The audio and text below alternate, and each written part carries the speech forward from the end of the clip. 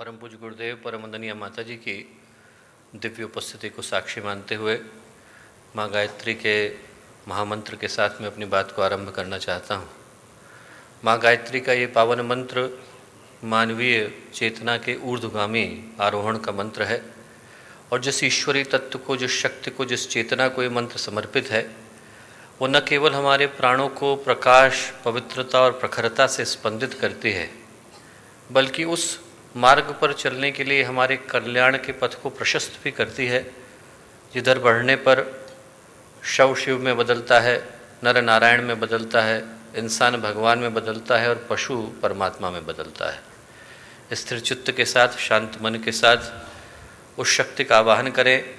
जो सद्ज्ञान की, सद्भाव की, सन्मार्ग की, सत्कर्म की, सत्प्रवृत्तियों की देवी हैं। माँ गायत्री का पावन मंत्र साथ साथ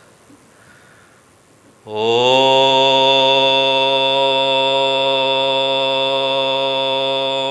भूर्भुवः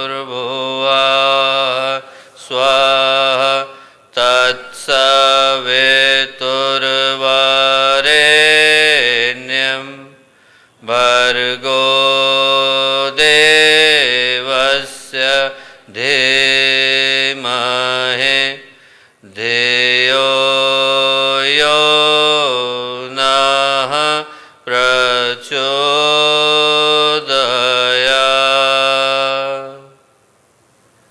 परम पूज्य गुरुदेव परम वंदनीय माता जी के दिव्य संरक्षण में आज के इस अत्यंत ही अलौकिक अवसर पर देव संस्कृत विश्वविद्यालय का यह 6ठ समावर्तन समारोह और इस पावन अवसर पर आज के कार्यक्रम के मुख्य अतिथि के रूप में हम लोगों के मध्य उपस्थित एक ऐसे व्यक्तित्व जिनको कि हम कर्मनिष्ठा का और ईश्वर भक्ति का एक अप्रतिम साधक मानते हैं, भारतीय लोकसभा के अध्यक्ष आदरणीय श्री ओम बिरला जी, उनके साथ यहाँ पर उपस्थित हम लोगों की अपनी अनन्य पेशे से चिकित्सक पर कर्म की दृष्टि से भक्ति के शिखर पर विराजमान आदरणीय डॉक्टर अमिता बिरला जी, हम लोगों के अपने श्रद्धेय आदरणीय कुलाधिपति जी, आदरणीय कुलपति जी, यहाँ उपस्थित देव संस्कृत विश्वविद्यालय के सभी सम्मानित आचार्य आचार्यगण, शांति कुंज के गायत्री परिवार के सभी कार्यकर्तागण, मीडिया बंधु, पत्रकार जो हमारे सदस्य हैं, यहाँ पर आए विश्वविद्यालय के सभी पूर्व विद्यार्थीगण, वर्तमान विद्यार्थीगण, उनके अभिभावकगण, भाइयों बहनों और प्यारे मित्रों, सबसे पहले तो मैं जीवन विद्या के आलोक केंद्र देव संस्कृत विश्वविद्यालय और सतयुग की वापसी का आधार जिसको हम शांति कुंज के नाम से जानते हैं और करोड़ों आस्थावान परिजनों का जनसमूह जो कि गायत्री परिवार के नाम से विख्यात है, उन सब की ओर से अपने उन विद्यार्थियों का उनके अपने इस परिवार में, उनके अपने इस घर में देव संस्कृत विश्वविद्यालय में हार्दिक स्वागत करता हूं, जो आज के इस 6ठ समावर्तन समारोह के माध्यम से उपाधियों को प्राप्त कर रहे हैं। और इसलिए भी करता हूं क्योंकि दीक्षांत समारोहों का, ग्रेजुएशन सेरेमनीज़ का, कन्वोकेशन सेरेमनीज़ का हिस्सा बन पाने का अवसर तो भारत के लगभग हर विश्वविद्यालय में मिलता है, पर एक अलौकिक आध्यात्मिक अनुष्ठान का अंग बन पाने का सौभाग्य मात्र गंगा की गोद में, हिमालय की छाया में, गुरुदेव की तपस्थली में, महाकाल के मंदिर के पास इस देव संस्कृति विश्वविद्यालय में ही मिल पाता है। और आज के इस सौभाग्य के लिए मैं उनको हार्दिक बधाइयाँ देता हूँ, क्योंकि आज के इस आध्यात्मिक अनुष्ठान के माध्यम से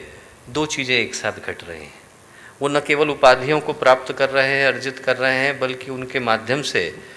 विश्व को एक संदेश भी दे रहे हैं कि हमारा प्रत्येक विद्यार्थी जिसके व्यक्तित्व के भीतर मानवीय संभावना के अंतिम शिखर को स्पर्श करने की संभावना विद्यमान है, आज इन उपाधियों के माध्यम से एक विश्वव्यापी उद्घोष यहाँ से जा रहा है कि वो विद्यार्थी तैयार होकर समाज को संस्कारित करने के लिए उनके मध्य में आ रहे हैं। ये जो मनुष्य का जीवन है, भारतीय आध्यात्मिक दृष्टि इस विषय में सदा से एकमत रही है कि मनुष्य का जीवन एक संभावना का नाम है, एक ऐसी संभावना का नाम है जिसके एक सिरे पर, एक छोर पर, एक किनारे पर तो पार्श्विक प्रवृत्तियों की भटकन है, काम, क्रोध, लोभ, मोह से तड़पते, त्रस्त होते, उद्विग्न होते, बिलखते मन है। हमारे जीवन की एक संभावना तो वो है जहाँ पर यदि हम पतन की धारा को पकड़ लेते हैं तो फिर इंसान को बाहर से तो नहीं बदलना पड़ता, पर व्यक्ति भीतर से विकृत हो जाता है। शरीर नहीं बदलता पर चेतना दूषित हो जाती है।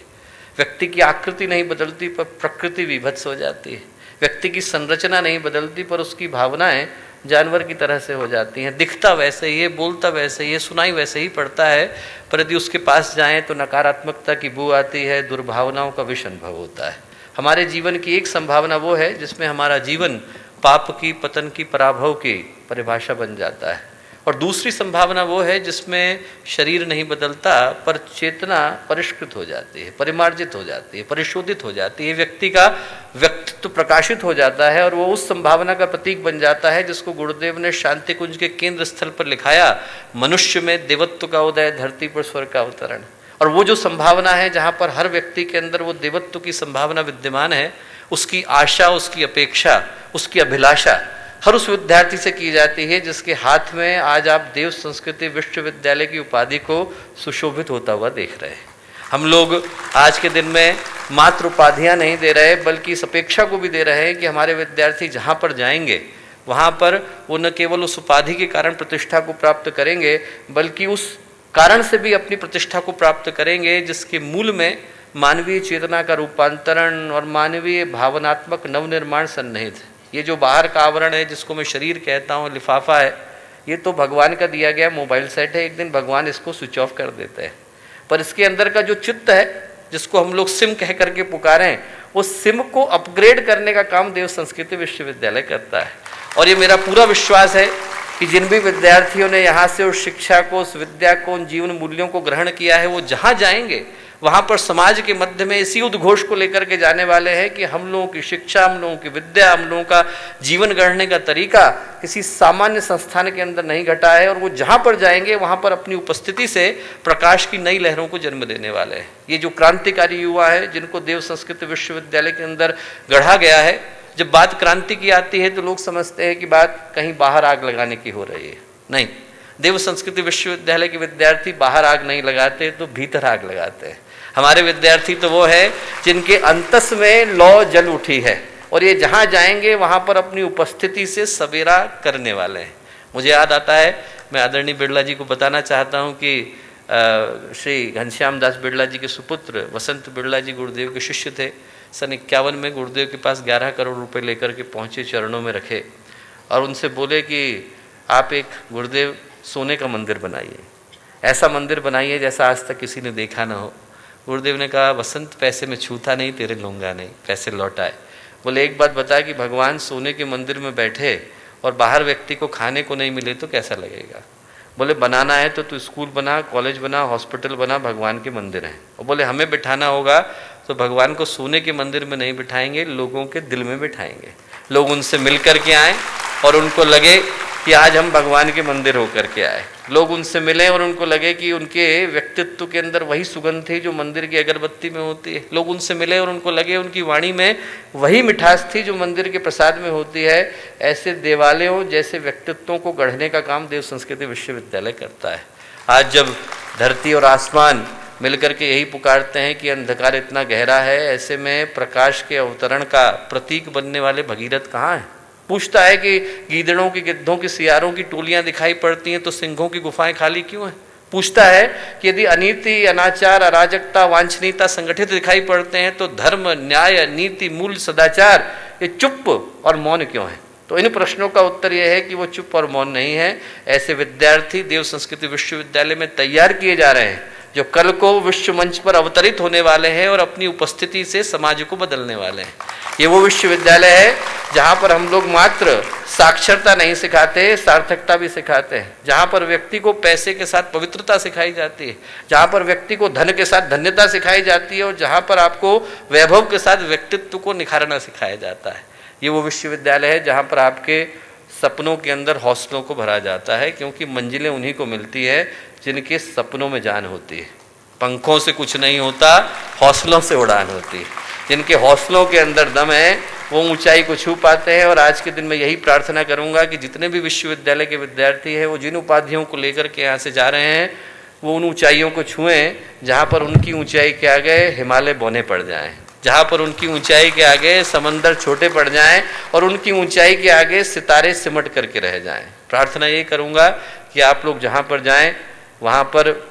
दुखियों का सहारा बने, वहाँ पर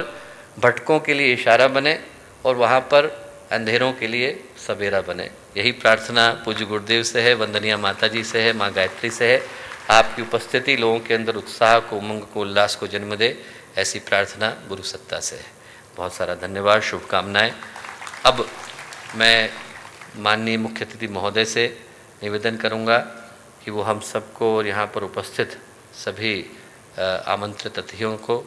अपने दीक्षांत अभिभाषण से अनुग्रहित करने की कृपा करें।